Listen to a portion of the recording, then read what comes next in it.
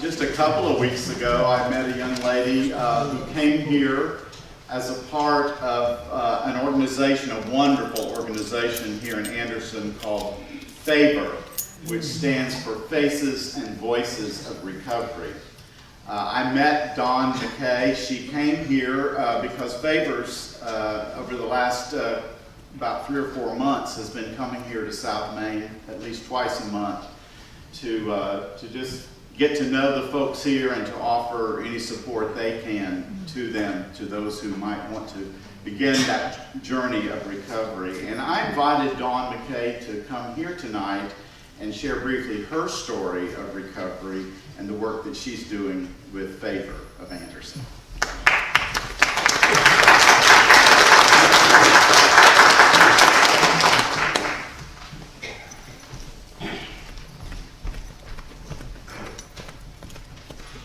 She's a neighbor.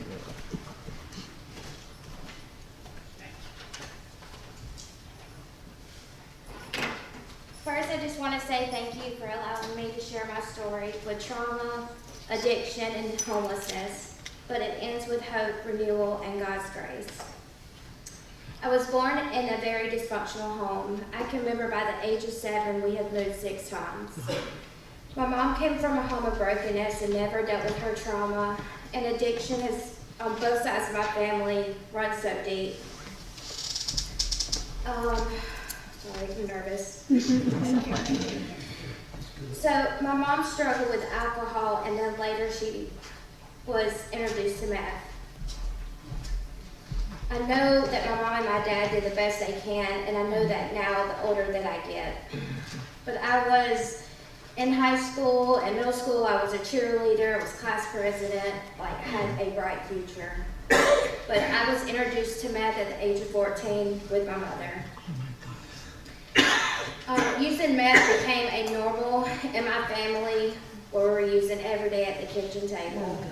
It wasn't long until I got pregnant with my first child at the age of 16.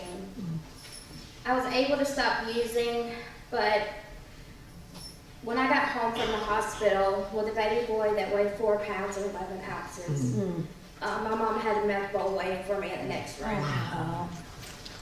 Little did I know the bills weren't getting paid, and we were up for eviction. I think always as a little girl, like I longed for stability.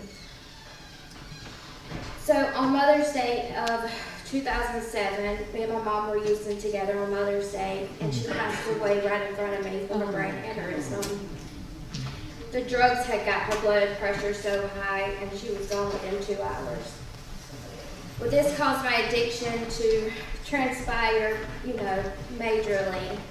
With my mom gone, it meant we lost our housing, lost everything. This left me and my dad and me and my baby were on the street. I remember not having enough money, or where we had to go to Dollar General to steal water to fill up a tub to give my baby a bath. Like, I don't know why DSS, like, support wasn't even out there like it is now. So I did get approved for government housing, but of course I picked up my addiction again. And then I have 2 more kids. I ended up meeting this drug dealer, thinking that I could just move in with him. I was quickly into an abusive relationship. At this time, I felt the lowest. I was lost. I was confused. I was 24 years old with 3 kids. I ended up hearing about a program called Serenity Place, where you can take your children with you to treatment. That is where I complete 6 months of treatment. And at this time, I was able to somewhat get my life back together, but when I was discharged from the treatment program, I was quickly right back into the same environment. I decided to reach out and get help because I was like, I do not want to relapse. Me and my kids, they had the GAIN program where you can go and sleep at the churches.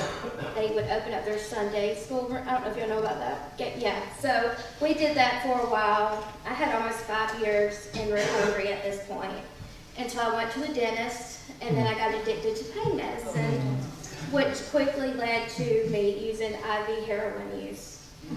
within 2 weeks, DSS was at my door. They found me overdosed in my bathroom floor, and I had went trying to reach out. I knew I was slipping, and I just couldn't get a grip on it until DSS finally took my kids. Which I was on the street for about 2.5 years, and like I thought about suicide. I thought that I could just grab and get a hold of this addiction, but I just couldn't. It was way bigger than me. So I decided to go to a program called Favor. And on my way there, I ended up overdosing, and the people that I was with threw my body out and across to the fire department. And these firefighters had worked on me, endlessly, and I was in the hospital. When I got discharged from the hospital, the only thing I had in my pocket was the syringe. And I sat outside that hospital and I cried and I prayed out to God to save me. I was like, God, if I'm not meant to be a mom, I'm okay, but I just want to live. I don't want to live like this anymore. It wasn't long until I got right into detox and my life started getting better. We went to court. I had 9 months sober at this time, but I was living in a sober living, and they said, we're going to terminate your parental rights. We already have this family that wants to adopt your kids. But God placed people in my life, like right when you need them, they're there. And I said, okay, because I want to do what's best for my kids. But God, let me tell y'all, COVID hit, and it shut down the court system. And my husband, he was like, we got to get a house, we got to fight. And DSS came into our home, and it's been 5 years last week that they've been home.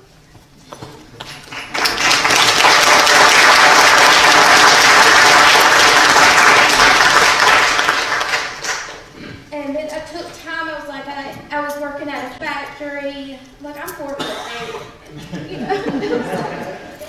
My husband said, don't quit your job, go to school. Go, what do you want to do? And I started dreaming bigger. And then I'm a peer support specialist, where I work at the hospital now to meet people like me that come in from overdoses, to give them hope, to give them options. Because I did not believe that I had any, like suicide was my option. And I'm so grateful for the work that you guys do here, because when I come and volunteer, I was like, this is amazing. Because this is a perfect place for broken people to get help, and it's an honor to be able to come here and volunteer. But thank y'all for letting me share